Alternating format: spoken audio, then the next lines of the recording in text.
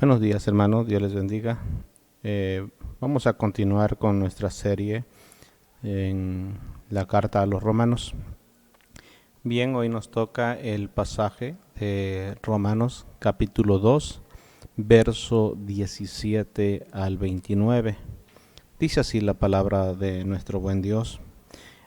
He aquí tú tienes el sobrenombre de judío y te apoyas en la ley y te glorías en Dios. Y conoces su voluntad e instruido por la ley apruebas lo mejor y confías en que eres guía de los ciegos, luz de los que están en tinieblas, instructor de los indoctos, maestro de niños, que tienes en la ley la forma de la ciencia y la verdad. Tú pues que enseñas a otro, ¿no te enseñas a ti mismo? Tú que predicas que no se ha de hurtar, ¿hurtas? Tú que dices que no se ha de adulterar, ¿adulteras? Tú que abominas de los ídolos, ¿cometes sacrilegio? Tú que te jactas de la ley y con infracción de la ley deshonras a Dios. Porque como está escrito, el hombre de Dios es blasfemo entre los gentiles por causa de vosotros. Pues en verdad la circuncisión aprovecha si guardas la ley. Pero si eres transgresor de la ley, tu circuncisión viene a ser incircuncisión. Si pues el incircunciso guardare las ordenanzas de la ley, no será tenida tu incircuncisión como circuncisión. Y el que físicamente es incircunciso, pero guarda perfectamente la ley, te condenará a ti, con letra de la ley y con la circuncisión eres transgresor de la ley. Pues no es judío el que lo es exteriormente, ni es la circuncisión la que se hace exteriormente en la carne, sino que es judío el que lo es en lo interior, y la circuncisión es la del corazón, el espíritu no es en letra, la alabanza del cual no viene de los hombres, sino de Dios. Bien, hermano, el tema de hoy, como tal, le estaremos llamando una falsa seguridad. En pantalla aparece el nombre de nuestro tema del día de hoy. Y vamos a orar para que Dios bendiga este tiempo. Padre, te damos gracias por tu amor y tu misericordia, por tu fidelidad. Señor, permítenos ver a través de tu palabra, Señor, nuestros errores, nuestras virtudes, que a final de cuentas, Señor, son porque tú las has creado en nosotros, no porque nosotros seamos buenas personas, sino porque tu Espíritu Santo mora en nosotros y nos estimula a dar testimonio de aquel que nos ha salvado. Ayúdanos a tener una buena seguridad, Señor, y desechar las falsas seguridades que nuestra mente pueda generar. En el nombre de Jesús. Amén. Amén. Sabe, hermano, la gente anhela tener seguridad en todas las áreas de la vida, en el área económica, emocional, física, incluso en el área marital. La gente desea estar confiada que el esposo nunca se va a ir con otra y que la esposa nunca se va a ir con otro. Desea tener seguridad. Y así en cada una de las áreas. Querer tener seguridad, hermano, es un impulso natural de autopreservación. A pesar de los esfuerzos insuficientes de muchos de nosotros, hermano, el ser humano nunca podrá tener seguridad total. Podrá tomar algunas medidas válidas, pero nunca llegará a la plenitud de la seguridad. Por otro lado, una persona puede lucir confiada, con mucha calma y aludir a mucha paz y gozo. Pero con tan solo ver sus preocupaciones y prioridades, se podrá observar que su seguridad es falsa y que realmente esta declaración falsa es con el fin de autoconvencerse. Sin embargo, se engaña a sí misma. Mire, muchas personas, como bien lo he comentado, puede verse bien, puede considerarse que tiene paz y gozo y lo podemos ver con cualquier hermano de la iglesia. En ese momento usted le dice, ¿cómo estás? Y dice, estar bien.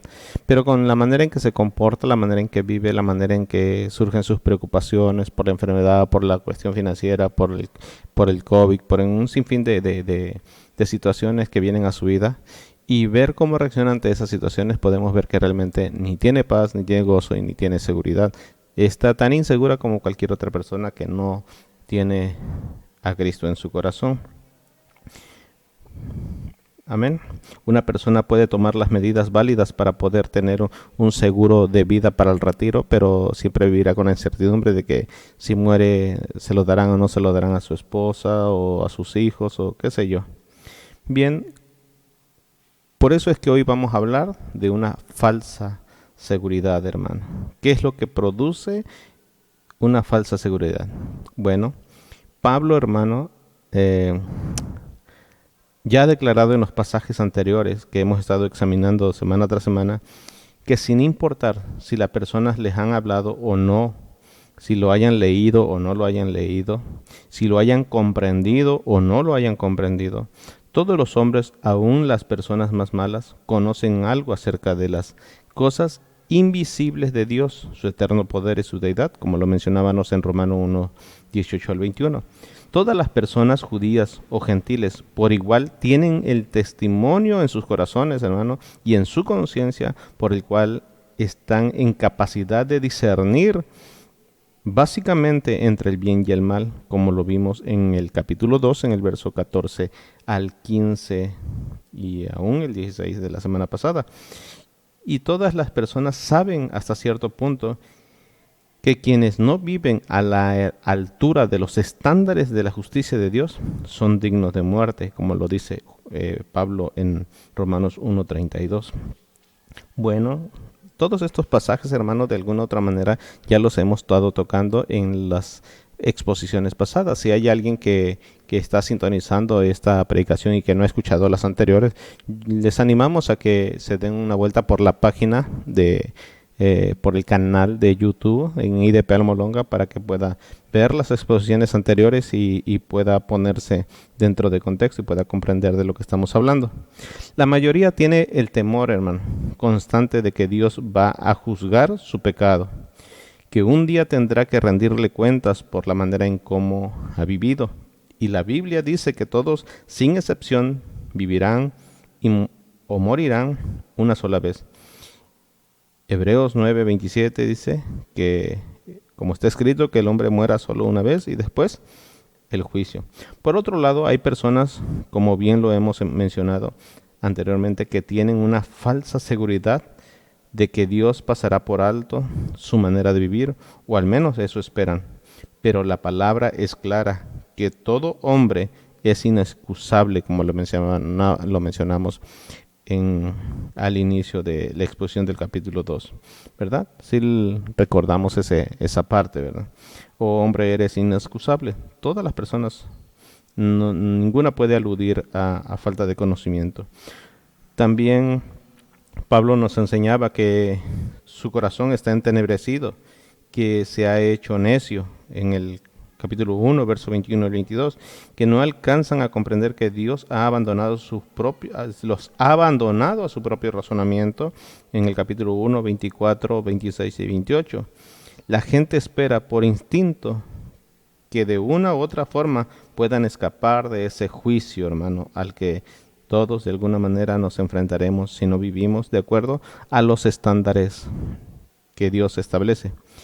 Bien, sea consciente o inconscientemente, desde una práctica religiosa o ideológica, entienden o entendemos en lo profundo de nosotros mismos que necesitamos tratar el asunto de nuestra inseguridad espiritual.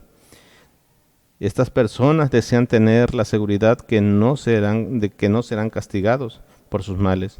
Y en el intento de hacer esto, los hombres se han ingeniado toda clase de ideas filosóficas falsas para tratar de escapar del castigo que saben que merecen. Hay algunas ideas erróneas, hermano, en las cuales algunos se han sumergido para poder aligerar la presencia de Dios en sus vidas. cuando viene el Espíritu Santo sobre ellos y empieza a redarguirles de que lo que están haciendo está mal, entonces tratan de acallar esa conciencia o esa voz interna, la voz del Espíritu Santo. Algunas personas, hermano, construyen un falso sentido de seguridad espiritual, tratando de convencerse a sí mismas que básicamente son buenas personas y que un Dios justo no podrá condenarlas e enviarlas al infierno. Ellos creen, hermano, creen racionalmente que sus acciones serán sometidas a una especie de balanza, que sus obras e intenciones buenas van a pesar más que las malas y que el alcance y que este balance final será agradable y aceptable para Dios, pasando así por alto las malas conductas. Otros creen que Dios es demasiado amoroso como para enviar a las personas al infierno y que al fin de cuentas Él va a salvar a todos, incluso a los pecadores más perversos de la tierra. Otros todavía insisten en que no hay Dios y que la idea de un juicio divino finalmente es totalmente un disparate y una idea ridícula, producto de personas que quieren mantener sometidas a las demás. Estas creencias, ¿no?, son tan comunes que quienes depositan su seguridad en ellas y hallan reafirmación en otras personas que están haciendo lo mismo, llegan incluso a diseñar religiones sofisticadas para afirmar estas opiniones.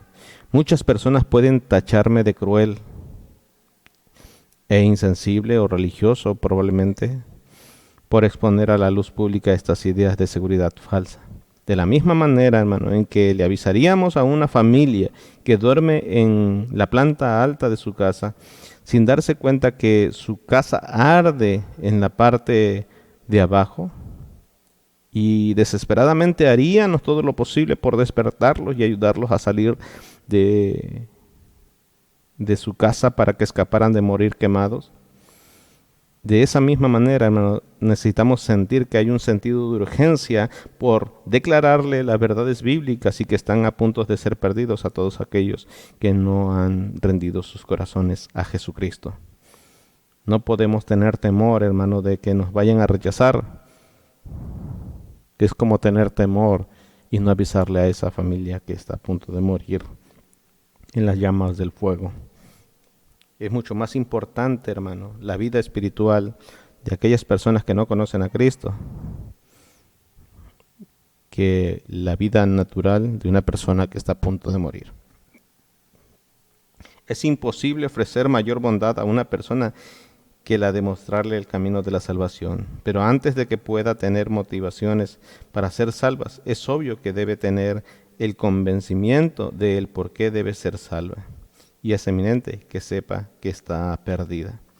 Tengamos en claro, hermano, que en la exposición de hoy, Pablo no le está hablando a gentiles, es decir, a personas que no tienen ninguna experiencia religiosa.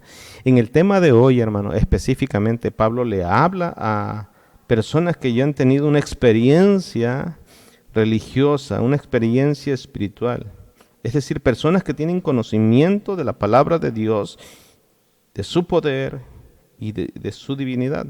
Es decir, le está hablando a hebreos que para el tiempo de Jesús ya se hacían llamar judíos sin importar la tribu a la que pertenecieran. Y ahí que el apóstol Pablo empieza en el capítulo 2, en el verso 17, dice, he aquí que tú tienes sobrenombre de judío. Observa esa parte. Esa parte A de esta expresión. He aquí tú tienes sobrenombre de judío. ¿Por qué le llama Pablo le está llamando que es el sobrenombre de judío? Bueno, una contextualización de este pasaje es como si el apóstol Pablo hoy le estuviera hablando a todos aquellos que no nos hacemos llamar cristianos y que algunos se están apoyando en una falsa seguridad. Debemos de recordar, hermano, que los judíos originalmente fueron llamados hebreos porque venían de la descendencia de Abraham y también por el lenguaje que hablaban. Bueno, posteriormente Estas personas, hermano, eran personas que pertenecían al pueblo de Dios o pertenecen al pueblo de Dios. Sin embargo, se les conoció mucho así durante mucho tiempo. Posteriormente, cuando hay la división del reino del sur y del reino del norte, se divide y la parte que quedó en la parte sureste, vamos a llamarlo así, del sur, perdón, del sur se le llamaba Judá. De ahí adquieren el nombre de judíos. Ahora, en la actualidad, a todo israelita, hermano, a todo israelitas le llaman judío. Y de ahí nace la religión que se le conoce como los judaizantes. Amén. Bueno, vamos a ver algunos ejemplos, hermano, de esto. Cuando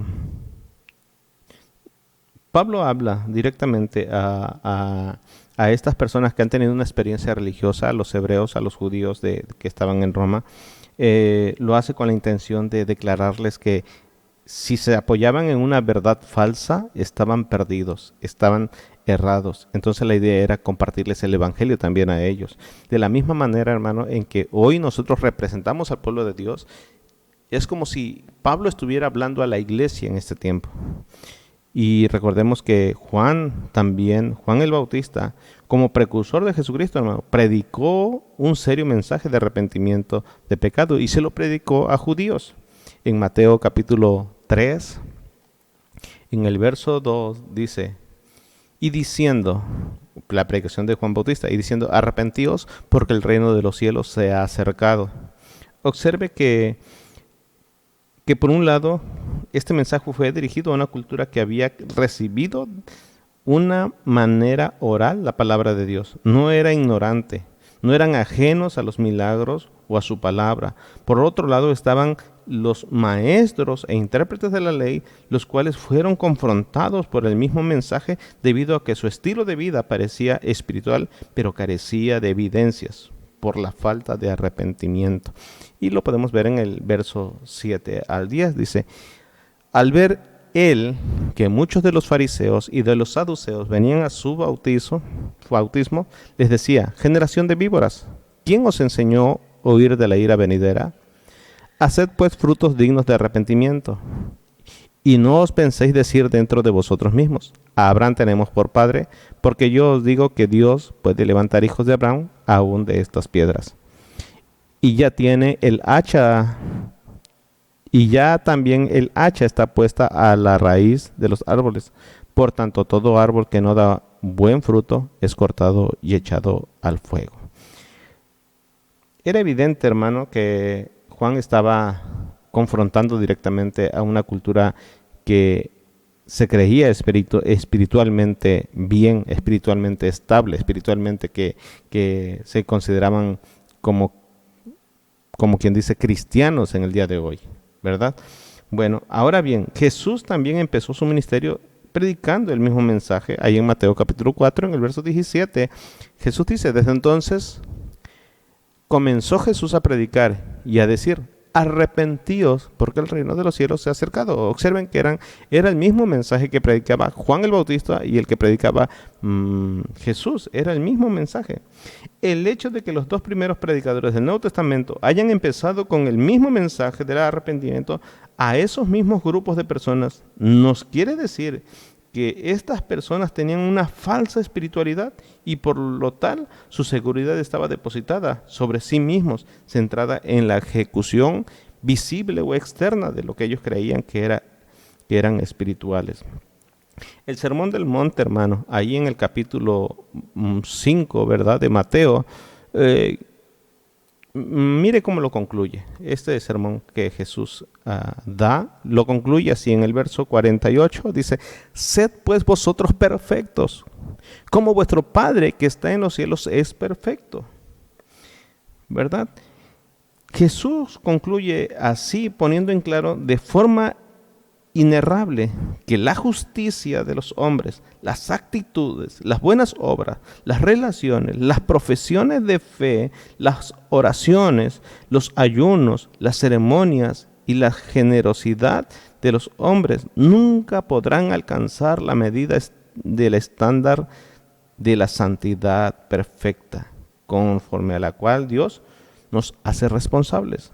Nunca lograremos, hermano, con estas acciones. Jesús despojó por completo las falsas seguridades del judaísmo de aquel tiempo, que se caracterizaban por estar cargadas de hipocresía y de legalismo, hermano. Es fundamental que nosotros como iglesia en el día de hoy, hermano, nos examinemos y miremos si hemos estado depositando nuestra confianza en cosas efímeras y no en Dios. Él declaró que quienes tienen confianza en un sustituto externo de la justicia verdadera, un día dirán, estas personas, como lo dice en Mateo capítulo 7, en el verso 22 y 23, muchos me dirán en aquel día, Señor, Señor, ¿no profetizamos en tu nombre? ¿Y en tu nombre echamos fuera demonios? ¿Y en tu nombre hicimos milagros?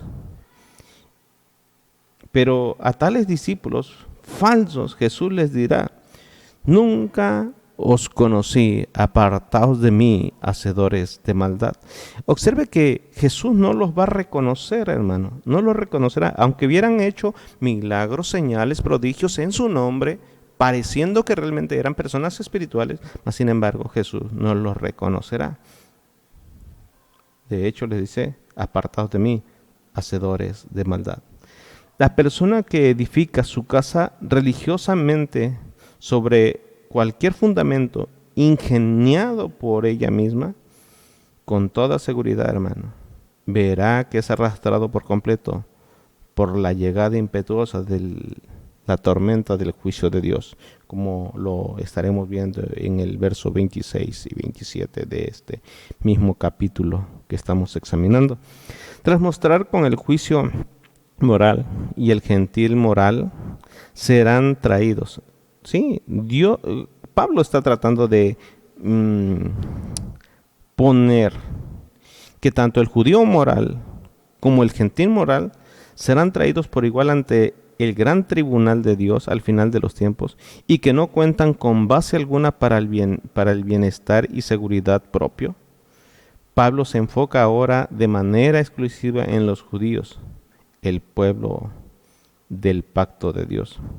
Aquellos que recibieron o han recibido el privilegio de la palabra, hermano, así como la iglesia en el día de hoy, que hemos recibido el privilegio de la palabra, la iluminación del Espíritu Santo para comprenderla, hemos recibido milagros y muchas bendiciones que el resto de los demás gentiles. Esto, hermano, al igual que los judíos, nos hace doblemente responsables ante Dios, y no menos como algunos creen o suponen. Y aún en la iglesia hay personas que están así, apoyándose sobre su propia justicia. Pablo, antes de explicar el camino de la salvación por medio de la fe en Jesucristo, hermano, Pablo expone conceptos de falsa seguridad espiritual que la mayoría de los judíos tenían basados en su herencia nacional y como muchos cristianos creen en un cristianismo tradicional en el día de hoy. Muchos pensamos que por el hecho de que nosotros somos cristianos y que nosotros asistimos a una iglesia y oramos y de repente lloramos o se nos sale una que otra lágrima, pensamos que nuestros hijos también están en el mismo camino. Eso se le llama cristianismo tradicional. No es eso. Hermano, hoy estaremos exponiendo en este pasaje 3 conceptos que producen una falsa seguridad. En pantalla estará viendo que está una falsa seguridad estimulada por la herencia, una falsa seguridad, ¿verdad?, estimulada por el conocimiento y una falsa seguridad estimulada por el rito, ¿verdad? La herencia, verso 17 en su parte A, el conocimiento del verso 17 parte B hasta el 24 y el rito, verso 25 al 29. Así que si usted es de las personas que están desesperados por que se termine el servicio o la exposición de la palabra y quiera hacer otras cosas, este tiempo no es para usted. Yo le aconsejaría que cierre la plataforma y se vaya a hacer lo que va a hacer. Esta predicación no es para usted. Pero si usted es una persona que tiene hambre y tiene deseos de conocer qué es lo que produce una falsa seguridad y quiere realmente aplicar lo que está escuchando, analizarse, entonces haga uso de su libreta y empiece a tomar nota y examinémonos a la luz de la palabra. Amén. Gloria al Señor. Bien, vamos a analizar el primer concepto. El primer concepto que produce una falsa seguridad y es la herencia. Verso 17. Dice así en el verso 17. He aquí, tú tienes el sobrenombre de judío. Esta parte es la que vamos a agarrar en este momento para hablar sobre la falsa seguridad de la herencia. Amén. Gloria al Señor. El pueblo escogido de Dios se sentía orgulloso y aún hoy en día de llevar el nombre de judío. En los siglos pasados se había hecho referencia a ellos como hebreos, llamados así por causa del idioma que hablaban, como lo mencioné al inicio, y también porque eran descendientes de Abraham. También habían sido llamados por mucho tiempo israelitas en honor al nombre del tercer patriarca en la línea genealógica. Recuerde que Moisés con regularidad y los mismos judíos decían Dios de Abraham, de Isaac y de Jacob.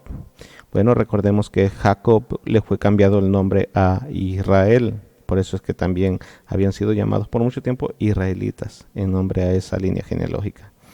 Bien, pero en el tiempo de Cristo, hermano, el nombre más común que tenían los israelitas era judíos. El término se derivaba de Judá, de una de las 12 tribus. El nombre de una de esas 12 tribus, así como el nombre del reino del sur después de la división, como lo explicaba hace un momento, después de la muerte de Salomón. Pero durante y después del cautiverio de Babilonia llegó a utilizarse como una referencia a toda la raza israelita que descendió de la simiente de Abraham por medio de Isaac. El nombre representaba al mismo tiempo tanto a un pueblo como una herencia racial y religiosa. Y en sus propias mentes denotaba su carácter distintivo frente a otros pueblos del mundo, a pesar de la servidumbre y la opresión que habían padecido a manos de los gentiles durante cientos de años y de seguir sufriendo en tiempos del Nuevo Testamento. Portaban el nombre de judío como una medalla de gran honor y orgullo. Los judíos en el tiempo de Pablo consideraban que ese era un título y una descripción de ellos muy bien merecidos. No obstante, los judíos hacía mucho tiempo atrás habían perdido de vista el propósito de su llamamiento único y divino, que consistía, hermano, en ser el canal de bendición de una de las más grandes promesas para todos los moradores de la tierra y no para sí mismos. Se volvieron egocentristas, hermano. Esto lo podemos ver en en Génesis capítulo 12 en el verso 3. Dice, bendeciré a los que te bendijeren y a los que te maldijeren maldeciré. Dice así, y serán benditas en ti todas las familias de la tierra. ¿Qué quiere decir esto, hermano? Este era el propósito divino del llamamiento de los judíos, que a través de ellos fueran un canal de bendición para el resto de la tierra. Pero no era así. Los judíos deseosos, algunos por compartir las verdades y las bendiciones que tenían de parte de Dios con respecto al mundo. Y ellos, hermano, o algunos otros, de hecho la mayoría, muchos de ellos no querían ser usados por el Señor como el medio a través del cual Él traería a todas las naciones a sí mismo. Esto pasa también con algunos miembros de las iglesias de hoy del Señor Jesucristo. No se atreven a compartir el Evangelio con sus familiares, amigos, por miedo a ser cuestionados o porque creen que se meterán en problemas. Pareciera que la iglesia se está comportando igual que la iglesia en los tiempos de Pablo, ¿verdad?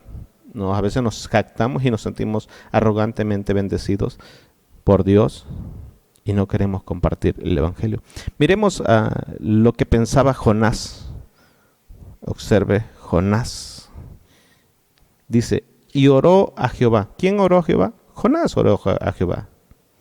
Y oró a Jehová y dijo, ahora, oh Jehová, ¿no es esto lo que yo decía estando aún en mi tierra?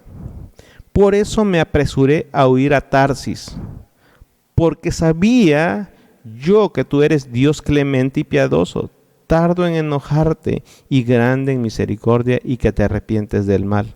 Recordemos que Jonás le fue encomendada la directriz de evangelizar el pueblo de Nínive, un pueblo pagano, un pueblo que no temía a Dios, un pueblo que era cruel con sus enemigos. Y precisamente podemos observar en este verso 2 que eso lo sabía Jonás. Y sabía que el pueblo de Nínive podía arrepentirse y que Dios los perdonaría.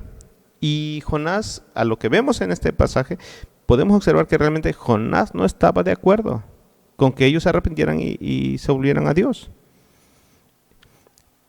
Este pasaje, hermano, nos muestra este tipo de renuencia a predicar, porque temía que sus habitantes creyeran en Dios y que fueran librados del juicio que tipificó la actitud de muchos judíos y de muchos cristianos hasta el día de hoy.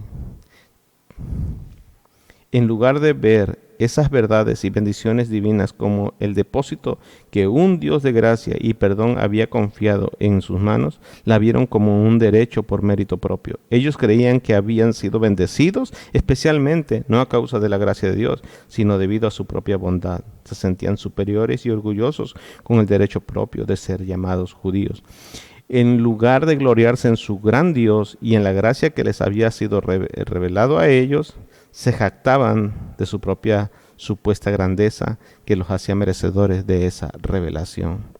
Los profetas menores, hermano, advirtieron, los profetas menores advirtieron en repetidas ocasiones a sus hermanos compatriotas contra la jactancia arrogante en su herencia como el pueblo escogido de Dios. Una actitud que hizo pensar a muchos de ellos que podían pecar con impunidad total, como los hebreos de la promesa de Dios a Abraham. Ellos creyeron que automáticamente estaban protegidos y eximidos de todo juicio, pero Miqueas declaró que los judíos malvados y corruptos que decían con engreimiento. Observe lo que decía en Miqueas. Acompáñenme a Miqueas capítulo 3, en el verso 11 y 12. Le dijo así: sus jefes juzgan por cohecho, y sus sacerdotes enseñan por precio, y sus profetas adivinan por dinero, y se apoyan en Jehová diciendo, ¿no está Jehová entre nosotros? No vendrá mal sobre nosotros. Por tanto, a causa de vosotros Sión será arada como campo, y Jerusalén vendrá a ser monte y ruinas en el monte de la casa como cumbre de bosque. ¿Qué es lo que está diciendo aquí? Era tanta la arrogancia del pueblo judío y se sentían merecedores de la misericordia de Dios y de haber sido escogidos como pueblo único para Dios, que pensaban que podían hacer lo que ellos quisieran. Observe que en el verso 11 dice, sus jefes juzgan por cohecho y sus sacerdotes enseñan por precio, es decir, se vendían, eran corruptos, y sus profetas adivinan por dinero. O sea, pensaban que podían hacer todas esas cosas sin tener que padecer mal, porque ellos decían, ¿no está Jehová entre nosotros? Y luego lo aseguraban, no vendrá mal sobre nosotros. Qué triste, hermano, que incluso también muchos cristianos puedan querer vivir como ellos quieran vivir y todavía querer que Dios los libre de su responsabilidad. El orgullo que sentía por ser pueblo escogido de Dios hizo a algunos judíos absolutamente ciegos a la realidad, no solo en el aspecto religioso, sino también en el político. En ciertas ocasiones en que Jesús estaba enseñando, Como por ejemplo, vamos a parafrasear un pasaje, hermano. Yo le invito a que me acompañe al libro de San Juan, en el capítulo 8, vamos a empezar en el verso 31. Cuando algunos de los líderes judíos incrédulos escucharon esas palabras, perdón, el orgullo que sentían por ser el pueblo escogido de Dios, era tremendo, hermano, tremendamente arrogantes, tremendamente irracionales. Juan 8:31. Y dijo entonces a los judíos que habían creído en él: si vosotros permaneciereis en mi palabra, seréis verdaderamente mis discípulos. Es lo que estaba diciendo Jesús. Él les dijo: si vosotros permaneciereis en mi palabra, seréis verdaderamente mis discípulos y conoceréis la verdad, y la verdad os hará libre. Verso 32. ¿Sí? Cuando algunos de los líderes judíos, hermano, de ese tiempo, sacerdotes, maestros de la ley, pero incrédulos, escucharon esas palabras, se ofendieron en gran manera. Se habían engañado a sí mismos a tal punto acerca de su supuesta superioridad e independencia, que replicaron al instante, hermano, en el verso 33. Linaje de Abraham somos, dijeron. Ellos es lo que contestaron. Linaje de Abraham somos, y jamás hemos sido esclavos de nadie. ¿Cómo dices tú, seréis libres? Ahora bien, el Señor se los explicó claramente de qué estaba hablando Él. Pero ellos no lo captaron. No captaron la enseñanza. Observa el verso 34. De cierto os digo, que todo aquel que hace pecado, esclavo del pecado es. Observe que no les está hablando, no nada más simplemente de una postura gubernamental, física, no, sino de una postura espiritual. Aun si Jesús hubiera estado hablando, hermano, en un sentido político, como habían creído o ellos supusieron que él estaba hablando, la respuesta que dieron había sido ridícula. Durante los últimos 100 años habían sido cruelmente subyugados a Roma, y justo antes de eso, Grecia estuvo sobre ellos, y durante más de 1000 años antes habían estado bajo la servidumbre periódica de Egipto, Asiria y Babilonia. O sea, no entendieron la parte espiritual, pero aún así, aunque hubiera sido en el sentido político, también habían sido esclavos, aunque ellos no lo quieran aceptar. Regularmente eso, hermano, produce ciertas ideas erróneas en la vida de una persona que es arrogante y tiene jactancia de la herencia a la que pertenece. La arrogancia fue la que provocó la confusión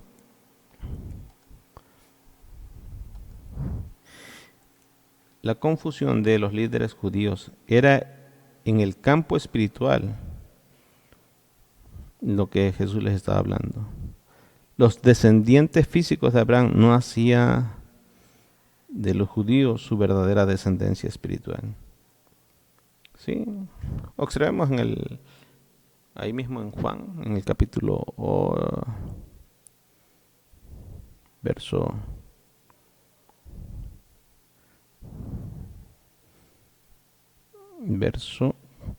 40.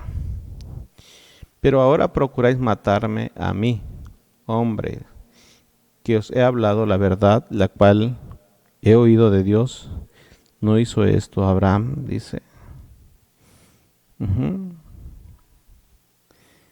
Les dijo: las obras, si fuerais hijos de Abraham, las obras de Abraham haríais, pero ahora procuráis matarme a mí.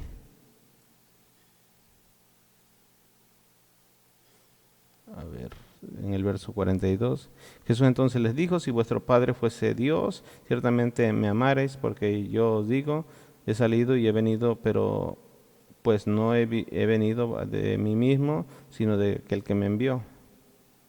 ¿Verdad? Entonces, cuando ellos contestaron indignados, nosotros somos... perdón, hermano, aquí en el verso 40 dice: pero ahora procuráis matarme a mí, hombres que os he hablado la verdad, la cual he oído de Dios, no o hizo esto a Abraham? Vosotros hacéis las obras de vuestro padre. Entonces le dijo, nosotros no somos nacidos de fornicación, un padre tenemos, que es Dios. Jesús entonces les dijo, si vuestro padre fuese Dios, ciertamente me amaréis, porque yo de Dios he salido y he venido, pues no he venido de mí mismo, sino del que me envió. Hermanos, era sorprendente cómo Juan y Jesús, bueno, Jesús a través de Juan, del escrito de Juan, aprovecha para exponer a estos líderes religiosos. Si realmente hubieran sido herederos espirituales de Abraham y verdaderos hijos de Dios, habrían recibido gozosamente a Jesús como su Mesías y Rey. Sin embargo, en lugar de recibirle con fe, procuraron matarle, reflejando así el carácter homicida que Satanás había puesto en sus corazones, el Señor y Padre espiritual de ellos. Por eso es que Él les dice en el verso 44, vosotros sois de vuestro padre el diablo, y los deseos de vuestro padre queréis hacer. Él ha sido homicida desde el principio y no ha permanecido verdad, porque no hay verdad en él. Cuando habla mentira, de suyo habla, porque es mentiroso y padre de mentira. Jesús desarticuló, hermano, por completo la seguridad imaginaria de los judíos que se basaba en su herencia racial y religiosa. Juan el Bautista había hecho lo mismo mientras bautizaba a judíos arrepentidos en el río Jordán, como lo explicamos hace un momento en Mateo capítulo 3, verso 9. Él los confrontó con su mensaje, generación de víboras, quien les enseñó a huir de la ira venidera, pues el fruto, haced fueres frutos dignos de arrepentimiento. Aleluya. Muchos conscientes de que esos líderes religiosos creían en el mero hecho de ser judíos los protegía del juicio de Dios.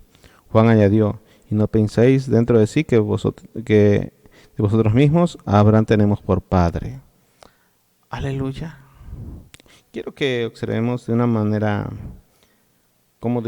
similar, incontables personas desde el tiempo de Cristo han considerado que están a salvo del juicio de Dios simplemente por haber nacido en una familia cristiana, o haber sido bautizados, o pertenecer a una iglesia, o por haber hecho una declaración de fe, o por cantar en alabanza, por tener un cargo en la iglesia. No, hermano, se requiere genuinidad, basar nuestra confianza, nuestras esperanzas, nuestra seguridad en algo sustentable en la palabra de Dios.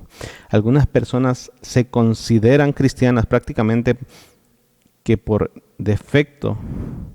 En países europeos que han sido considerados como cristianos por muchos siglos, como muchos ciudadanos que no pertenecen específicamente a otra religión, se consideran a sí mismos cristianos, simplemente en virtud de su herencia nacional. Incluso en algunos países de Medio Oriente, muchos ciudadanos que no son musulmanes creen que por defecto son cristianos, por la simple razón de que la otra religión históricamente predominante en el país es la rama ortodoxa oriental del cristianismo, o la cual pertenecieron sus ancestros. En otras palabras, pongámoslo de esta manera, tan solo por el hecho de que tengamos familias que han sido cristianos de 2 o 3 o 4 generaciones, por el hecho de que pertenecen muchos hijos, nietos y bisnietos a esa línea genealógica, piensa que ellos son cristianos.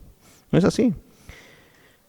Observemos algo, mire, el Ulrico Zwinglio, un reformador suizo, asumió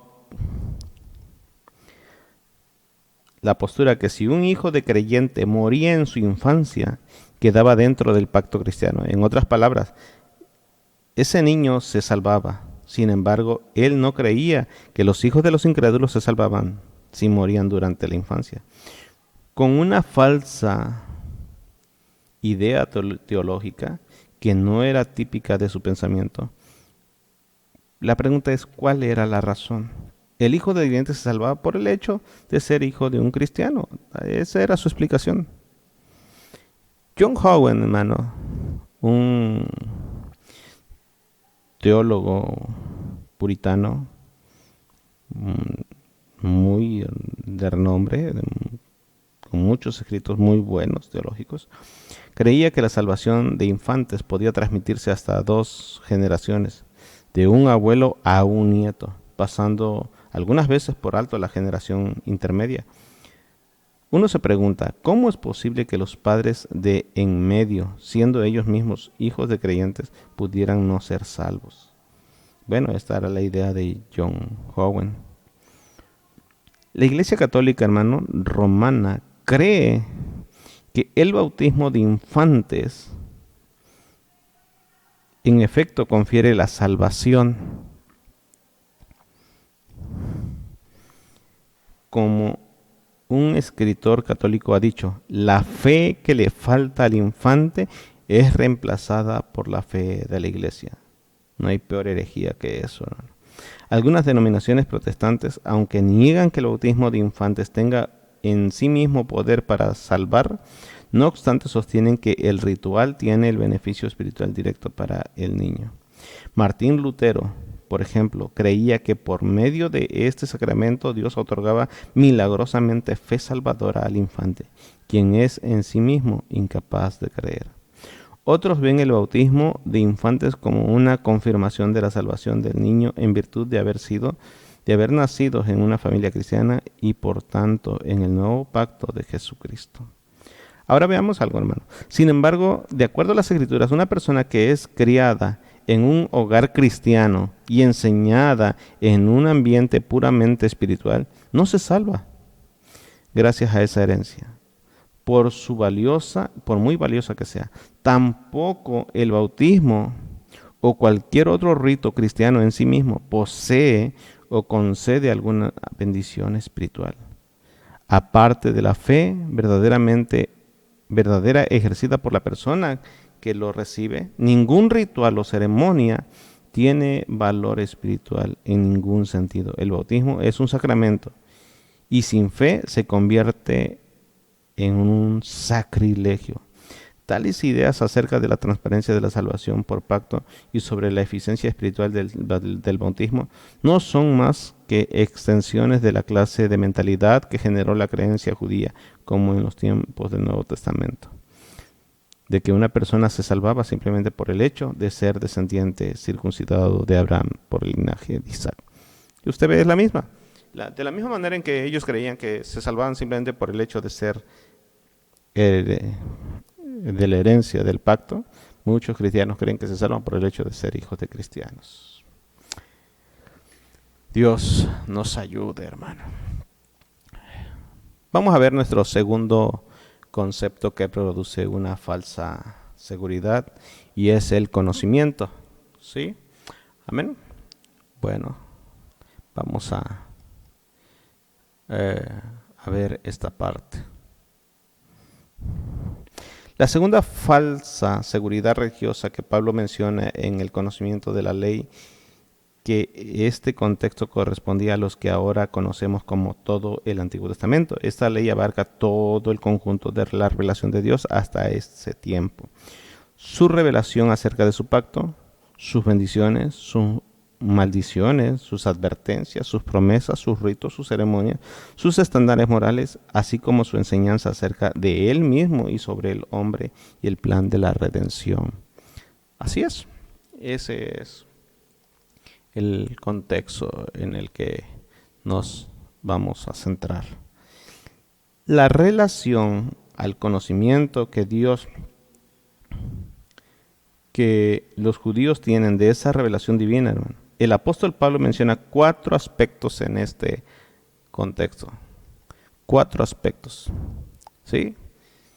En este segundo concepto que produce una falsa seguridad, el conocimiento es nuestro segundo punto, y podamos ver que abarca desde el verso 17b hasta el verso 24. Pero vemos que menciona estos 4 aspectos. Primero, lo que ellos aprendieron de la ley, versos 17 y 18, lo que ellos enseñaban de la ley, versos 19 y 20, lo que ellos hicieron a la luz de la ley, versos 21 y 22, lo que ocasionaron por quebrantar la ley, versos 23 y 24. Bien, veamos el primero, hermano, veamos el primero. En el segundo concepto que produce la falsa seguridad, en el conocimiento, vamos a ver lo que ellos aprendieron de la ley, versos 17 y 18. Vamos a leerlo. He aquí tú tienes el sobrenombre de judío y te apoyas en la ley y te glorias en Dios, y conoces su voluntad e instruido por la ley apruebas lo mejor. Bien, la primera, hermano, es lo que aprendieron acerca de la ley. Si este pasaje se toma aislado, hermano, se saca de su contexto, la declaración que está haciendo el apóstol Pablo sonaría como un elogio, ¿sí? Como un elogio, este verso 16 y 17 y 18. Pero si lo metemos en el contexto del verso 21 al 25, podemos ver que se trata de una recriminación de parte del apóstol Pablo, porque los judíos no vivían a la altura de la ley, que conocían tan bien y la alababan con tanto fervor. La mayoría de los judíos de aquel tiempo eran orgullosos e injustos, como lo hemos estado mencionando, en su propia opinión a causa de su legado religioso, al punto de que habían llegado a apoyarse en su conocimiento de la ley y aún a gloriarse en Dios como medio para satisfacer al Señor. Les encantaba recitar pasajes tales como lo menciona el Salmo 147. Veamos en el verso 19 y 20, dice: ha manifestado sus palabras a Jacob, sus estatutos y sus juicios a Israel.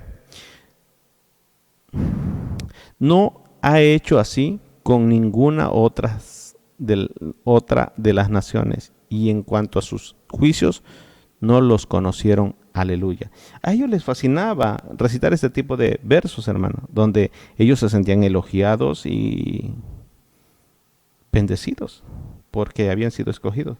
Dejando de lado que es imposible para cualquier persona guardar perfectamente toda la ley de Dios, algunos de los rabinos empezaron a enseñar que el mero aprendizaje de los hechos de la ley eran suficientes para agradar a Dios, debilitando todavía más el propósito de la ley.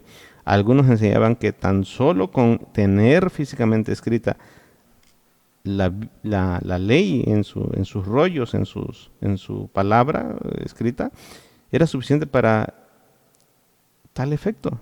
Otros todavía enseñaban que los judíos estaban a salvo del juicio de Dios por el simple hecho de que, como un pueblo, habían sido escogidos especialmente para otorgarles la ley, ya que eran poseedoras del favor de Dios. ¡Qué tremendo! No obstante, el Antiguo Testamento deja muy en claro cuál es su propósito y en repetidas ocasiones advierte en contra de los judíos que apoyan su confianza en ceremonias y objetos externos, incluso aquellos como los sacrificios sacerdotales y el templo que había sido ordenados por Dios mismo. A través de Jeremías, el Señor dijo en el capítulo 7, en el verso 3 al 7, dice así: así ha dicho Jehová de los ejércitos, Dios de Israel: mejorad vuestros caminos y vuestras obras, y os haré morar en este lugar. Observe que es una reprenda de parte de Dios a través del profeta Jeremías. No fiéis en palabras de mentira, diciendo: templo de Jehová, templo de Jehová, templo de Jehová. Pero si mejorareis cumplidamente vuestros caminos y vuestras obras, así como verdad hiciereis justicia entre el hombre y su prójimo, y no oprimiereis al extranjero, al huérfano, a la viuda, ni en este lugar derramaréis sangre inocente, ni anduviereis en pos de dioses ajenos para mal vuestro, os haré morar en este lugar y la tierra que di a vuestros padres para siempre. Observe, es sorprendente cómo Dios los reprendía y los advertía de este falso conocimiento. En otras palabras, la inmunidad y la seguridad espiritual que no se encontraban en el templo, sino en Dios mismo, en la obediencia fiel a la verdad divina y a la justicia y rectitud representadas por su templo. Cuando los judíos se gloriaban en Dios, era en realidad un medio para gloriarse en ellos mismos, en los privilegios y bendiciones que creían que eran suyas únicamente por derecho y no por gracia divina. Los judíos, como los cristianos de hoy, presuntuosos y justos en sus propias opiniones se sienten satisfechos con el simple hecho de conocer su voluntad, sin obedecerla. Yo he escuchado muchos. De repente hablo con alguna persona y le digo, mire hermano, y me dicen, sí, ya sé hermano, yo sé lo que tengo que hacer, sí, pero eso no dice nada. Porque lo saben, pero no lo hacen. La mayoría conocía y conocemos lo que Dios requiere y lo que demanda, lo que aprueba y lo que prohíbe, las acciones que bendice y lo que castiga. Pero en lugar de que ese conocimiento nos ayude o les ayude, y según ese mismo conocimiento es el juez contra cada uno de los que lo conocen, porque rehúsan, y algunos miembros rehúsan a vivir conforme a ese conocimiento. Los judíos no solo tenían los medios para conocer qué era bueno y qué era malo, sino también para discernir cuál era la parte más importante de la ley de Dios, hermano. Santo es Dios. Ahora veamos el segundo punto, hermano. El segundo punto es, estamos en el punto del conocimiento, pero vamos a ver lo que ellos, ya vimos lo que ellos aprendieron de la ley. Eso es lo que acabamos de mencionar, es lo que ellos aprendieron. Ahora vamos a ver lo que ellos enseñaban de la ley. Aleluya. Observe cómo dice Romanos 19 y 20. Dice así. Y confías en que eres guía de ciegos, luz de los que están en tinieblas, instructor de los indoctos, maestro de los niños, que tienes la ley y la forma de la ciencia y ver de verdad. Los judíos no solamente se sentían seguros en lo que conocían, sino también en lo que enseñaban. Al considerarse a sí mismos como los más sabios en el campo religioso, también se consideraban como maestros más competentes. Pero la infidelidad continua de Israel, de sus moradores, de sus sacerdotes, de sus profetas, ¿verdad?, para con Dios, y la desobediencia a su palabra los descalificaban para dar ejemplo e impartir enseñanza a los gentiles no iluminados. Y cuando los judíos ganaban ocasionalmente a un convertido al judaísmo, dejaban a la persona mucho peor de cómo estaban antes. Por eso en Mateo capítulo 23, en el verso 15, Jesús les dice: ay de vosotros, escribas y fariseos hipócritas, porque recorréis mar y tierra para ser un proselito, es decir, para ganarte a un discípulo. Y una vez hecho, le hacéis 2 veces más hijo del infierno que vosotros. ¿Qué quiere decir este pasaje, hermano? Que los judíos tenían la encomienda de ganarse al mundo para Dios, como lo mencionamos en Génesis capítulo 12, verso 3. Y dice aquí que Jesús los reprende, Jesús los confronta, dice, porque recorréis mar y tierra para ganar un prosélito, es decir, ganarse un hijo espiritual. Y una vez hecho, una vez que lo encuentras, una vez que lo ganas, le hacéis 2 veces más hijos del infierno que vosotros. Es decir, que aún los que estaban haciendo el proselitismo o buscándose un discípulo, eran hijos del infierno, pero aún así las que lo ganaban todavía eran peor doblemente. ¿Qué quiere decir esto, hermano?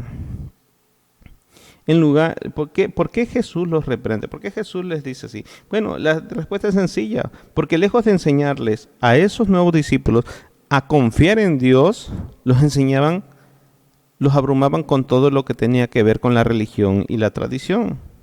No precisamente a depositar su confianza en Dios.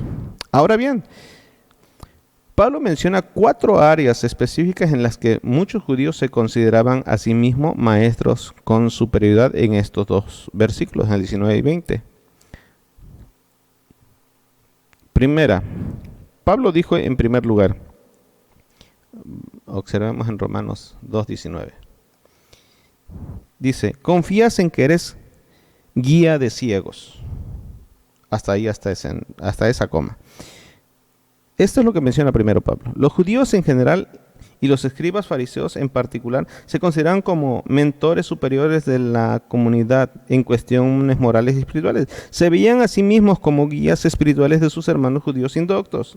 ignorantes, pues, y en especial de los paganos gentiles que eran ciegos espiritualmente, pero debido a su orgullo arrogante y sus desfachatadas hipocresía, Jesús los acusó de ser guías de ciegos. Ahora, observe en Mateo capítulo 23, verso 23, 24 al 28, observe cómo lo menciona Jesús. Cuando Jesús los confrontó, guía de ciegos, que coláis el mosquito y tragáis el camello. Ay de vosotros, escribas y fariseos hipócritas, porque limpiáis lo de afuera del vaso y del plato, pero por dentro estáis llenos de robo y de injusticia.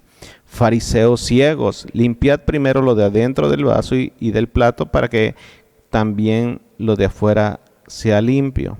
Ay de vosotros, escribas y fariseos hipócritas, porque sois semejantes a sepulcros blanqueados, que por fuera a la verdad se muestran hermosos, mas por dentro están llenos de huesos muertos y toda inmundicia. Así también vosotros por fuera a la verdad os mostráis justos a los hombres, pero por dentro estáis llenos de hipocresía e iniquidad. Lejos de estar calificados para guiar a otros, ellos mismos tenían la gran necesidad de ser guiados, hermano. Es lo que estaba tratando Pablo de mencionarlo en el verso 19. La segunda parte que Pablo menciona es luz de los que están en tinieblas. Sí.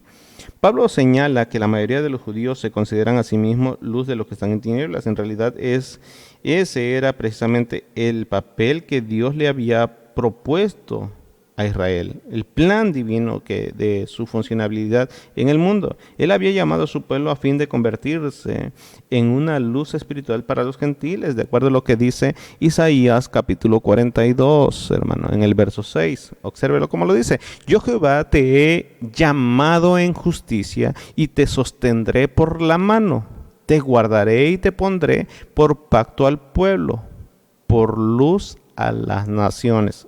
Observe que ese era el propósito. Sí, ese es el propósito. Que los judíos realmente fueran luz para los que estaban en tinieblas, como lo dijo Pablo en el verso 19. Sí, como ya se indicó, fue por medio de ellos que serían benditas todas las naciones, como lo dice en Génesis capítulo 12, verso 13. Jesús declara que sus discípulos son la luz del mundo. Y esto Jesús se lo dijo a los mismos judíos, a sus seguidores. Vosotros sois la luz del mundo. Una ciudad sentada sobre un monte no se puede esconder. Ni se enciende una luz y se pone bajo el almud, sino sobre el candelero, y alumbra a todos los que están en casa. Así alumbre vuestra luz delante de los hombres, para que sean vuestras buenas obras y glorifiquen a vuestro Padre que está en los cielos. Aleluya. Este era el plan, hermano. Esta era la idea original.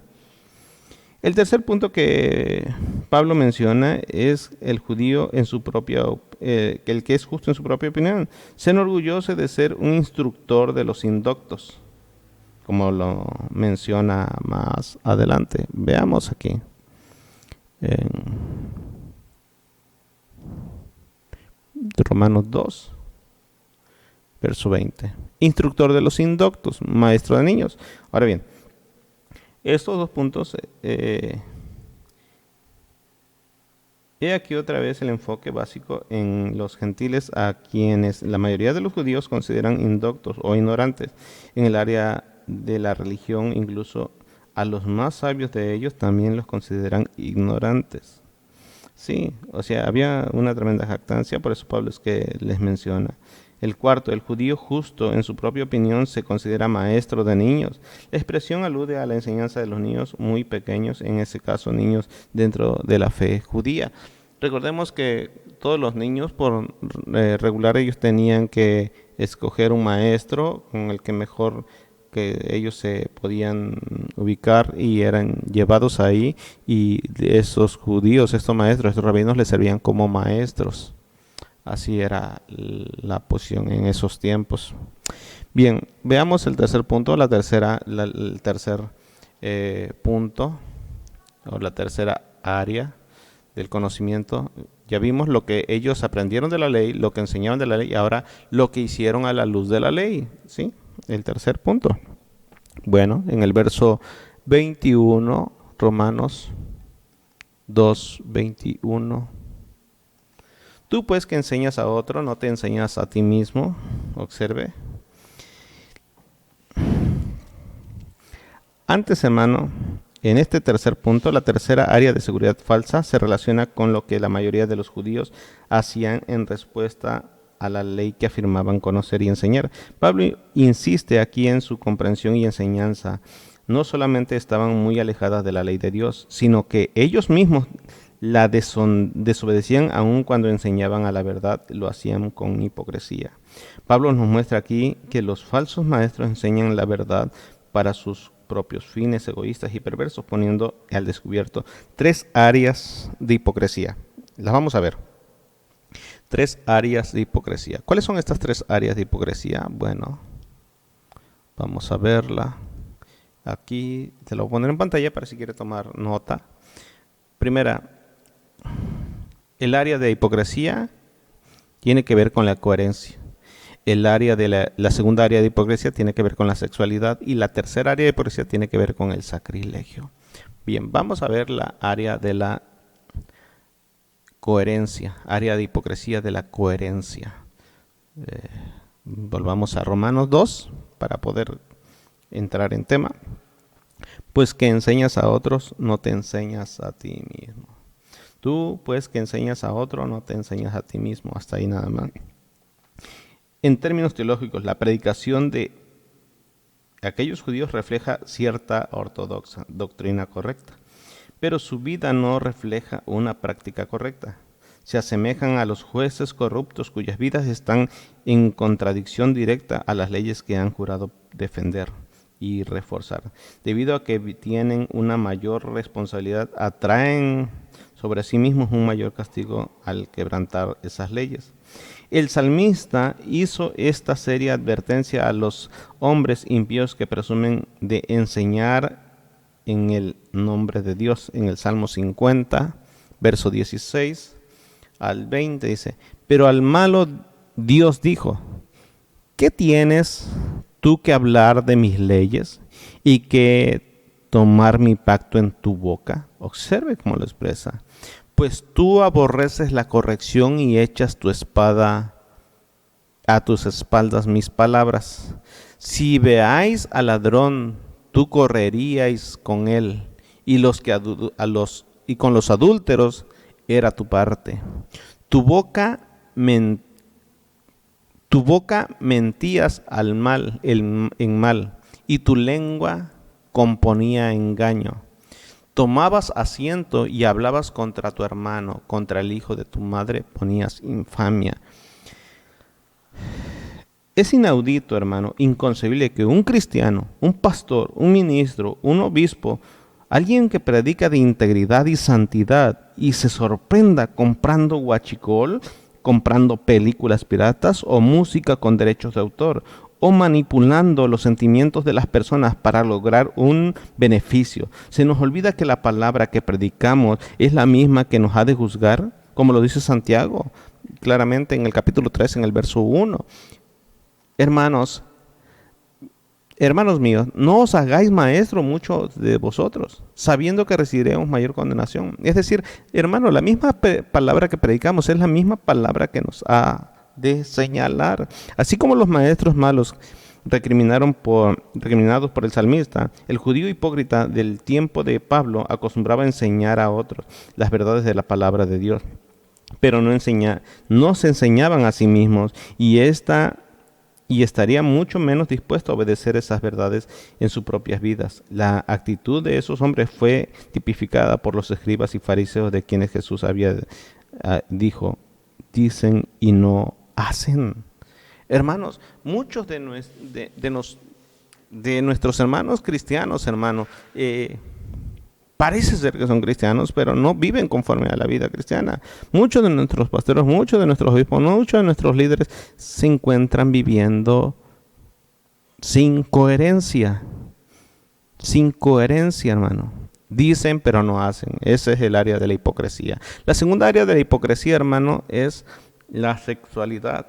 Y lo menciona también en el verso 22. En el verso 22 dice, ya vimos, y dice, tú que dices que no has de adulterar, adulteras. Hasta aquí nada más. Tú que dices que no debes de adulterar, adulteras. Ahora bien, como ocurre con el hurto, la clara explicación aquí que ellos practicaban la misma maldad de ellos era condenar a los demás.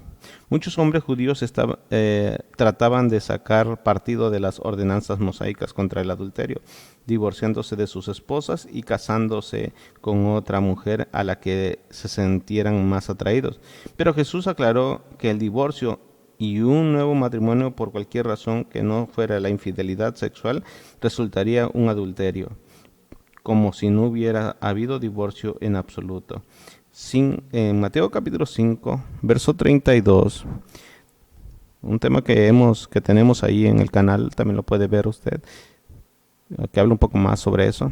Pero yo os digo que el que repudia a su mujer y no es por causa de fornicación, hace que ella adultere, y el que se casa con la repudiada comete adulterio. Mateo 19, 8 y 9. Y él les dijo, por la dureza de vuestro corazón, Moisés os permitió repudiar a vuestras mujeres, mas al principio no fue así. Observen que cualquier persona que se diga cristiano, hermano, o conocedor de la palabra o de la voluntad de Dios, no puede buscar fracturas, o no fracturas porque no las hay, sino más bien cobijarse bajo estos textos de Mateo capítulo 5, verso 32 y Mateo capítulo 19, verso 9, cobijarse para eso, para poder atesorar en su corazón, poder divorciar. Recordemos que la palabra de Dios no es negociable. La doctrina del Señor no es negociable, hermano. Por lo tanto, no podemos tomarlo como si fuera un libro de leyes en el cual podamos encontrar fisuras para poder justificar nuestras acciones. Si alguien trata de hacer eso, hermano, simplemente no está regenerado. Sigue queriendo hacer su propia voluntad. Dios nos ayude.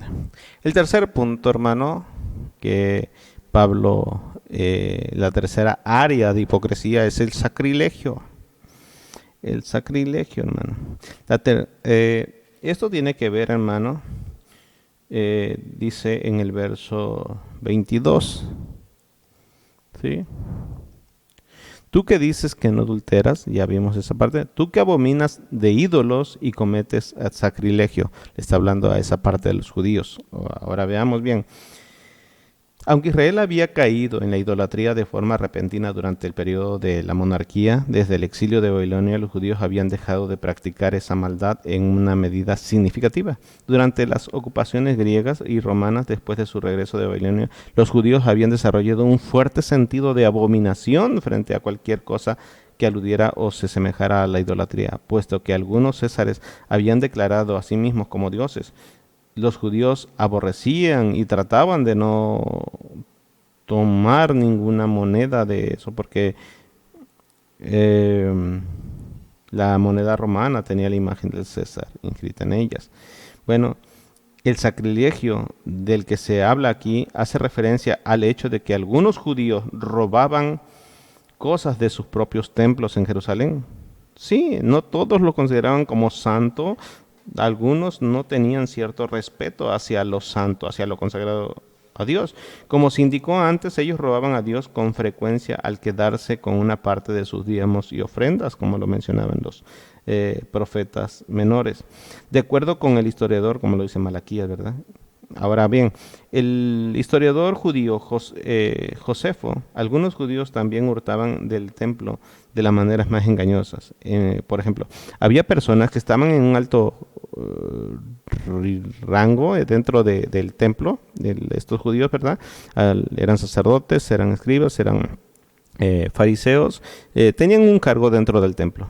Es como, si lo contextualizáramos, es como si fuera algún líder de la iglesia, algún pastor, algún maestro, algún obispo, algún el que tuviera un cargo dentro de la iglesia. Algo así, lo vamos a poner en contexto. Bueno, estas personas, dice, tenían un problema en común que se parece muy a lo de la iglesia de hoy. ¿Y cuál era, hermano? Muchas de estas personas convencían a mujeres romanas acaudaladas para que dieran de una gran suma de dinero al templo. Pero en lugar de depositar ese dinero en el tesoro del templo, se lo repartían entre ellos mismos. Un problema común hoy en día en las iglesias es que se pide para unas necesidades y se usan para otras, trayendo problemas entre los hermanos. Esto es un claro ejemplo de sacrilegio. Cuando una persona, cuando un pastor, cuando un líder pide, o incluso un miembro de la iglesia pide algo para el templo, pero no se entrega al templo, hermano, es un sacrilegio. Cuando alguien se bautiza sin haber habido un debido arrepentimiento, es un sacrilegio. Cuando alguien quiere presentar a un hijo y no está dispuesto a vivir una vida de ejemplo para su hijo, es un sacrilegio, hermano. Un sacrilegio es aquello que se consagra para lo santo y no se usa como tal. Lo que causaron, veamos el tercer punto, la cuarta, ¿verdad? Decíamos que había, aquí está en su pantalla, está el bosquejo, estamos en el punto del conocimiento. Vimos lo que ellos aprendieron de la ley, lo que enseñaban de la ley, lo que hicieron con la ley, a la luz de la ley, y las tres áreas de hipocresía: la coherencia, la sexualidad y el área de hipocresía, el sacrilegio, ¿verdad? Ahora vemos el cuarto punto, lo que ocasionaron por quebrantar la ley.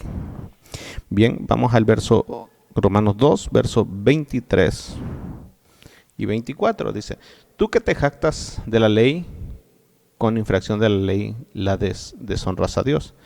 Porque como está escrito, el nombre de Dios es blasfemado entre los gentiles por causa de vosotros. Bien, hermano. La acusación de este verso 24 aclara que la pregunta del verso 23 es retórica. Muchos judíos hipócritas estaban cometiendo una evidente infracción de la ley divina de la que se jactaban con tanto orgullo, y al hacerlo eso deshonraban a Dios. Tengamos presente que todo pecado deshonra a Dios. David confesó en el Salmo 51, en el verso 4, él dice: contra ti solo he pecado. He hecho lo malo delante de tus ojos para que sea reconocido justo en tu palabra y tenido por puro en tu juicio. Aleluya. Al principio se explica todavía con más vigor a los cristianos. Sí, este principio, hermanos, se aplica todavía con más vigor a los cristianos, porque ellos no solamente han recibido mayor luz espiritual por medio del Nuevo Testamento, sino que tenemos mayores recursos espirituales para obedecer a esa luz por medio del Espíritu Santo que mora en el interior de cada uno de nosotros. Cuando un creyente cae en pecado, su testimonio se arruina y el nombre de su Señor queda empañado por ese mal testimonio ante el mundo.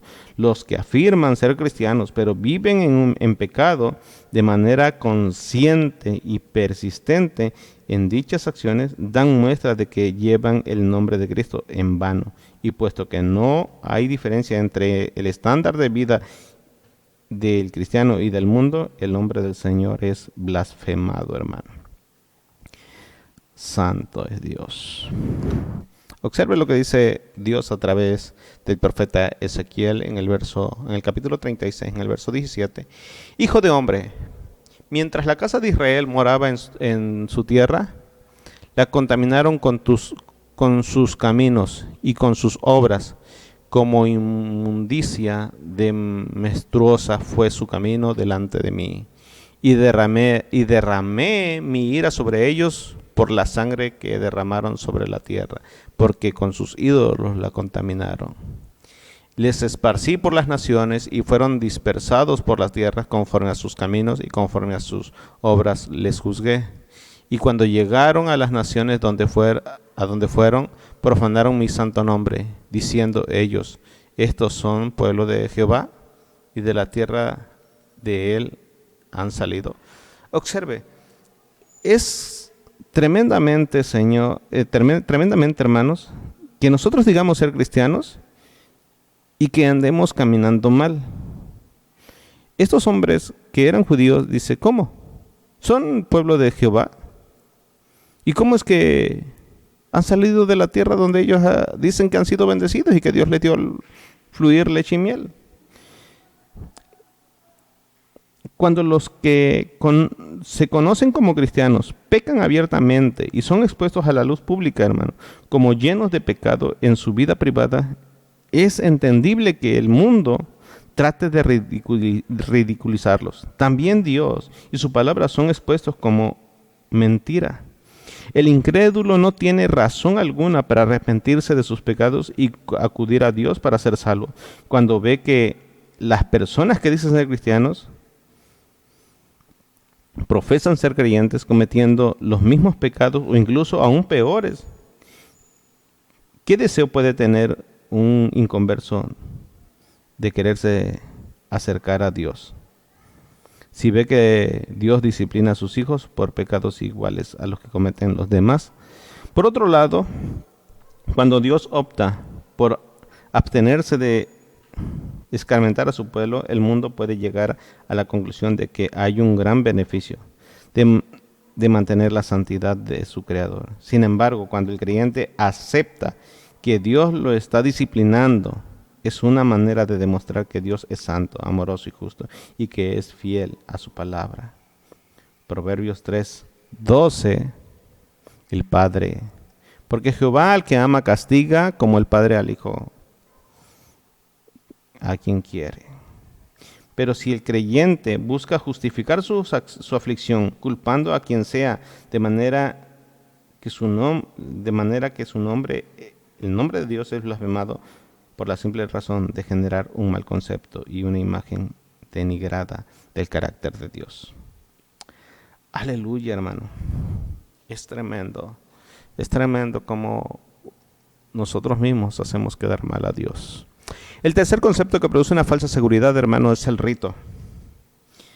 Procediendo a un tercer tipo de seguridad falsa, es la circuncisión, en la cual muchos judíos, habiendo depositado su confianza como prueba irrefutable de un compromiso entre Dios e Israel, y aunque ese compromiso fue violado en repetidas ocasiones, ellos seguían jactando como merecedores.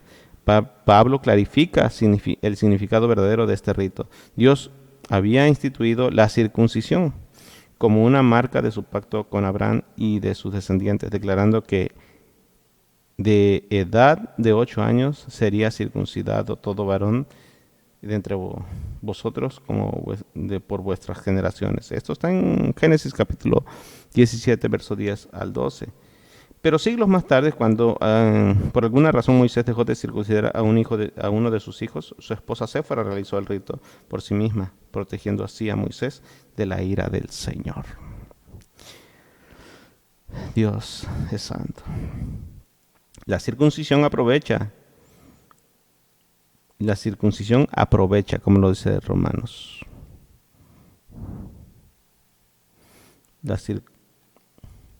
Dice Romanos 2:25, pues en verdad la circuncisión aprovecha. Explica Pablo únicamente si guardas la ley. Dice, pues en verdad la circuncisión aprovecha, pero solamente, hermano, si la ley es guardada. Pero si la ley no es guardada, le es contada. Dice, pero si eres transgresor de la ley, tu circuncisión viene a ser incircuncisión.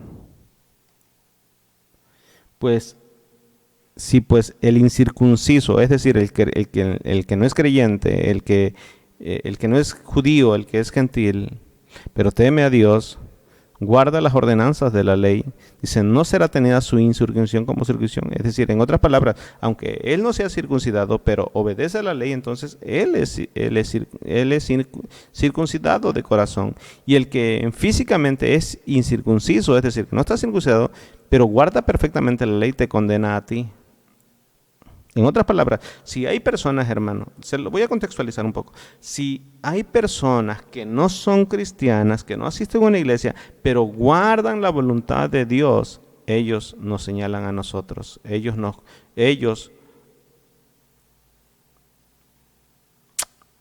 serían, o ellos nos condenan a nosotros, porque a veces los cristianos hacen peores pecados que los que están allá afuera. Pablo así lo mencionó.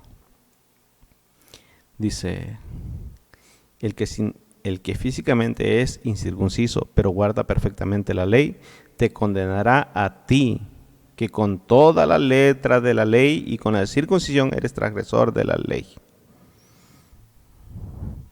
Es tremendo, hermano. Verso 28. Pues no es judío el que lo es exteriormente, ni es el de la circuncisión la que hace exteriormente la carne, sino que es judío el que lo es interiormente, y la circuncisión es la del corazón, del espíritu, no en la letra, la alabanza del cual no vienen de los hombres, sino de Dios. Sí, hermano. Ahora en el verso 29 dice lo siguiente, sino que es judío el que lo es interiormente. Este es lo que Dios espera de la iglesia, de los creyentes, de aquellos que han tenido una experiencia con Cristo. Que sea la circuncisión es la del corazón, en el espíritu, no en la letra, no en la alabanza, de la cual no viene de los hombres, sino de Dios. Conclusión, hermano. Como bien hemos expuesto, aún el creyente puede haber generado una falsa seguridad depositada sobre los logros eclesiásticos, la antigüedad en la iglesia, el ministerio desempeñado, las amistades religiosas o en una conversión emocionalmente falsa. ¿Cómo se sabe esto? ¿Cómo se sabe esto? Bueno, por una vida de argumentos y desobediencia. Si los adultos no pueden llevar una vida de obediencia a Dios, ¿cómo podemos esperar que nuestros hijos lo hagan?